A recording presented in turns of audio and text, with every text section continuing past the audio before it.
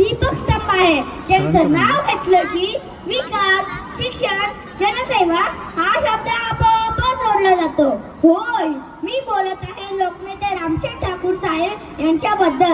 रायगड जिल्ह्यातील पनवेल तालुक्यात उत्तरपाडा या गावी भागूबाई आणि तांबू ठाकूर यांच्या पोटी 2 जून 1951 रोजी गरीब कुटुंबात त्यांचा जन्म झाला. नावाखाली चिखलात खाऱ्या पाण्यात त्या मातीत असताना त्यांचे बालपण फुलले. त्या मातीत असताना संघर्षाची ताकद आणि माणुसकीची शिकवण दिली. प्राथमिक शिक्षणाचा श्री गणेश त्यांनी तिथेच केला. त्यांची शेती 15 फुटांनी बुडाली. त्यामुळे वडिलांबरोबर रेती उपसायला जायला लागले.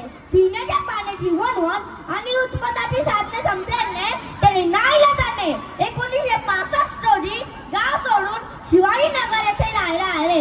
गावात शिक्षणाची योग्य व्यवस्था नसल्याने त्यांनी माणगाव तालुक्यात 4थी पर्यंतचे शिक्षण घेऊन 11वी पर्यंतचे शिक्षण त्यांनी गावात येथे पूर्ण केले. कष्टाची प्रत्येक पायरीकडे जीवनाशी झुंज देत त्यांनी कंबू आणि शिक्का या कर्मवीर अण्णांच्या योजनेतून 1972 साली रयत शिक्षण संस्था सातारा BA ची पदवी मिळवली. 1973 रोजी BA सुद्धा झाले. मुलगा 22 वर्षाचा झाला. त्याचं लग्न करायला पाहिजे अशी वडिलांची इच्छा असल्याने त्यांनी जनार्दन भगत साहेबांची एकदम शांत स्वभावाची मुलगी शकुंतलाबाई यांच्याशी 24 फेब्रुवारी 1973 रोजी विवाह केला.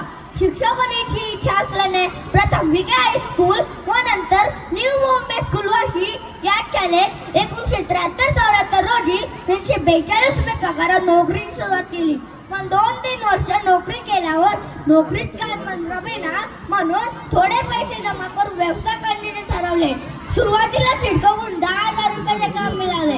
ते पूर्ण करत कोटींच्या वरती कामे करण्यास सुरुवात केली.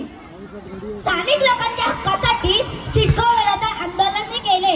उद्योजक होण्यासाठी करत त्याने TRPL कंपनी सुरू केली. स्थानिक लोकांच्या हाताला काम दिले. म्हणजे मातीशी त्यांचं नाव जोडले आहे त्या गावासाठी काहीतरी करायचे आहे तो राजकारणात प्रवेश केले. 1998 रोजी खासदार झाले. समाजासाठी कार्य करण्याची तळमळ हृदयात बाळगून त्यांनी रामशेठ ठाकूर सामाजिक विकास मंडळाची स्थापना केली.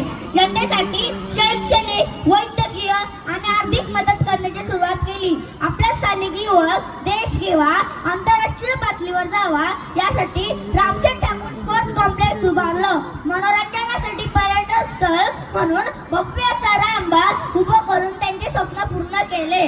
विद्याविनयासोबत हे ब्रिज हाती घेऊन सर्वसामान्य जनता शिक्षणापासून वंचित राहू नये